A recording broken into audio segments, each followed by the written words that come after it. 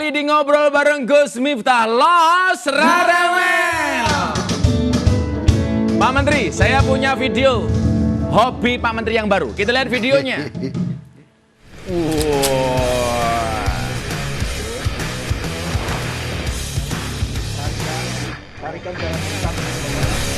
Selain sepeda, Pak Menteri senang dengan menembak. Ya, belakangan ini. Ya, Bahkan pernah menjadi juara kayaknya. pernah lomba 2 juara 600 meter. 600 meter. 600 meter senjata panjang, high range. High range. Ya. Se-Asia? Waktu itu ada Kopassus melaksanakan. Kopassus. Iya. Di Serang. Siap. Iya. Salah satu cita-cita Pak Menteri dulu kalau saya pernah baca biografi Pak Menteri itu katanya pengen jadi pendeta, Pak. Benar. Kenapa, Pak? Sebetulnya orang tua yang minta saya. Saya kan anak sulung. Jadi saya anak sulung, oleh orang tua dia bilang kamu harus pendeta. Saya sudah janji bahwa anak sulung saya harus menjadi pendeta. Sebab saya sudah sepakat, sudah setuju. Karena waktu itu saya berpikir ada paman, ya termasuk paman lah, bukan paman dekat, tapi karena satu marga dengan paman saya, dia doktor dari Amerika, pendeta. Pernah cerita bahwa dia ngambil doktornya, tapi pendeta doktor teologi di Amerika. Jadi waktu itu saya pikir, saya berencana sekolah ke luar negeri. Wah, kalau ini ambil sekolah pendeta nanti mudah-mudahan bisa terkirim ke luar negeri. Jadi udah bisa sekolah di luar negeri. Tapi waktu saya pergi ke sebelum tamat SMA saya pergi ke Medan, ketemu dengan abang sepupu saya, dia bilang sama saya, waduh, janganlah, Lauli itu masih sedikit, nggak ada ini yang kalau pendeta nanti jadi sintua aja, penatua gereja aja, penatua gereja aja seperti abang, dia doktor Andus, ya penatua gereja kerja di kantor gubernur, nantilah nggak apa-apa. Terus saya dibawa keliling kampus susu, wah saya tertarik, orang kampung dari Sibolga, memang orang tua saya tinggal di Sibolga, datang ke Medan buat pertama kalinya for the first time. Saya lihat kampus, saya terpesona. Oke. Tapi luar biasa, Pak. Pengen jadi pendeta, jadinya menteri. Dan menteri pertama dari Nias. Yes. Oh, luar biasa. Pak Menteri, saya punya mystery box untuk Pak Menteri. Ya, thank you. Kita lihat Pak Menteri. Ya. Oh. Teng teng. Uish. Pertanyaan saya, ini Pak Menteri. Kenapa kok ada minyak goreng di sini, Pak Menteri? Punya pengalaman apa dengan minyak goreng? Aduh. Nih. Ini minyak goreng ya. Di masa muda Pak Menteri punya cerita apa? Saya masa muda masak sendiri pernah. Pakai minyak goreng. Dan waktu kecil ibu saya itu karena kesulitan ekonomi ambil kelapa, diperas, bikin minyak goreng dari kelapa. Jadi kita yang masaknya itu. Jadi malah minyak goreng paling sehat itu Pak iya, ya? Minyak goreng dari kelapa. Dan nanti kan kalau minyak goreng kelapa itu ada sisa-sisanya. Blondo kalau Jawa enak namanya. Banget. Enak banget itu. Iya, biasanya dimakan pakai ketan itu iya, kan asik benar, gitu. Benar. Jadi saya belum pernah tahu. ngerasain blondo Pak ya? Oh sangat. Iya. Pak Menteri, saya punya satu foto, satu kata untuk foto ini. Kita lihat fotonya. Satu kata untuk beliau. Orang tua saya.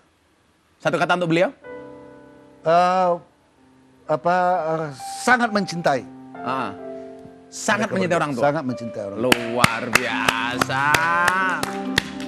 Pak Menteri ini luar biasa, cerdas, karir politiknya luar biasa, cita-cita jadi pendeta ternyata jadi menteri.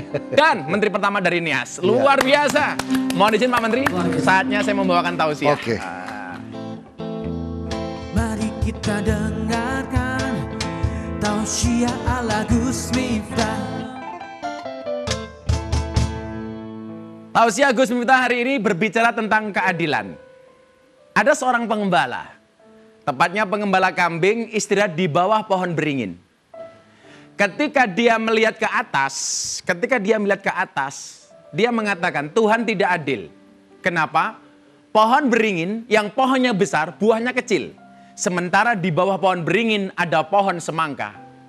Pohonnya kecil, tetapi buahnya besar. Maka saat itu dia berpikir bahwa Tuhan itu tidak adil. Seharusnya pohon beringin pohonnya besar, buahnya besar. Pohon semangka pohonnya kecil, seharusnya buahnya kecil. Tapi kenapa kebalik? Ketika dia berpikir, Sejenak kemudian jatuhlah buah dari pohon beringin tepat di kepalanya. Maka kemudian saat itu dia berpikir 180 derajat terbalik. Ternyata Tuhan itu maha adil. Kenapa? Kalau seandainya buah pohon beringin sebesar buah pohon semangka jatuh di kepala saya, apa yang terjadi dengan kepala saya? Ingat, Sobat Kepo, adil itu adalah wad'u syai'in fi mahallih. Menempatkan segala sesuatu secara proporsional. Sesuai dengan tempatnya. Adil tidak harus sama. Karena ujiannya pun berbeda-beda. Maka ujian bagi pemimpin dan bagi rakyat tentunya berbeda. Pemimpin punya kekuasaan. Ujiannya adalah harta. Maka dia harus zuhud. Apa itu? Menjaga diri, menahan diri supaya tidak cinta dunia dan tidak korupsi. Orang kecil ujiannya apa? Kemiskinan. Maka dia harus wiro. Apa itu? Menjaga kehormatan diri untuk tidak minta-minta kepada orang lain.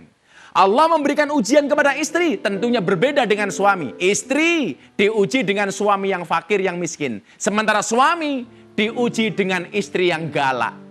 Maka jangan kaget kalau kemudian banyak pemimpin besar itu takut dengan istrinya. Oh, barangkali Pak Menteri kalau di kantor, dengan Dirjen, ketemu istrinya, iya mah, iya.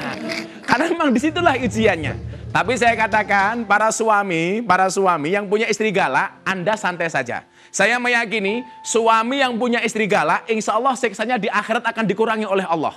Kenapa? Karena selama di dunia sudah sangat tersiksa. Maka ingat, adil itu adalah menempatkan segala sesuatu sesuai dengan proporsinya. Itulah keadilan. Maka kita jangan kemudian melihat orang lain hanya sekedar mengukur orang lain dengan menggunakan nomor sepatu kita. Ingat, kenapa kemudian hidup ini banyak ujian? Alladzi khalaqal mauta wal hayata liyabluwakum ayyukum ahsanu amala. Karena Tuhan pengen menguji di antara kalian, siapa di antara kamu yang lebih baik amalnya. Maka mudah-mudahan kita semuanya menjadi orang-orang yang sabar dengan keadilan Tuhan. Ingat, Tuhan itu adil. Saat ia memberikan masalah besar, itu tandanya ingin mempersiapkan kita untuk jadi orang yang besar. Luar biasa. Pak Menteri, mantap, terima kasih hadirnya. Saya sangat senang sekali. Mudah-mudahan apa yang disampaikan Pak Menteri bisa bermanfaat bagi bangsa Indonesia. Terima kasih Sobat Kepo, terima kasih Kepo Band. Kita akan kembali ketemu di Ngobrol bareng Gus Miftah minggu depan dengan bintang tamu yang luar biasa. Terima kasih. Assalamualaikum warahmatullahi wabarakatuh. Waalaikumsalam. Tak seharusnya kita terpisah, tak semestinya kita bertemu.